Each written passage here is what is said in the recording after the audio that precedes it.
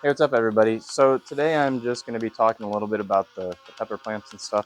Um, you can't really see, but over here on my left, I've got some of the seedlings that we started, and they're not growing quite as quickly as I would like them to.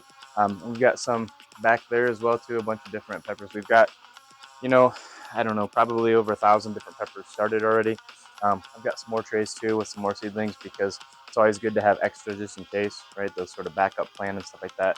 Um, the reasons that pepper plants, might be hard to start or might be struggling and things like that, difficulties they have are lighting, right? Like in Ohio, it's kind of gloomy here.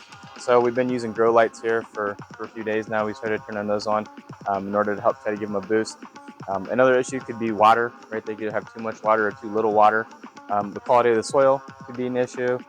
Fertilizer, there's a lot of different things that could be wrong. The temperature, the greenhouse right now, it's 70 degrees. The humidity is 70 as well. The temperature right now is pretty good. Peppers, they like it in hotter weather. So the hotter we can keep the greenhouse, the better. But at nighttime, it's kind of hard. Temperatures drop to around 50.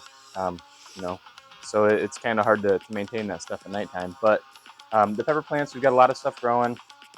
We've got praying mantises jumping around. I keep seeing them all over the place. I thought that was one right there, but I'm finding them in the strangest of places sometimes, so that's a cool thing too. Hopefully they're on pest control because gnats could be an issue too with why your plants aren't growing. We've got fly traps hanging around. You can probably see some of them in the video to help to catch some of those gnats because those fungus gnats are really troublesome. They eat the roots of the plants and they cause all kinds of damage to them, right? So that's not a good thing. But today what I'm talking about is fertilizer. So see if I can get this closer. Hopefully you can see it, right? This Alaska fish fertilizer. Um, this is an organic fertilizer. It won't burn your plants. It's really great. It's the best fertilizer that I've found for organic gardening and stuff like that. It's a little pricey, but sometimes if you go to like Walmart or different places at the end of the season, they have it on clearance. So these little, they have it in gallons and they have it in this size too. I'm not even sure like what size um, this is. I guess it's by weight, so 2.45 pounds. But there's smaller ones.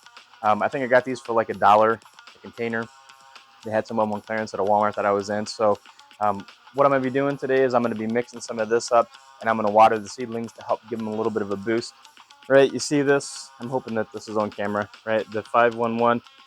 Your fertilizers, they've got 3 different numbers on them. Right, the first one is nitrogen, and then I forget what the other order of the other 2 are. I'll have to look it up maybe between editing the video. But nitrogen is going to give them a boost, right? It's going to help them to grow a little bit taller, a little bit faster.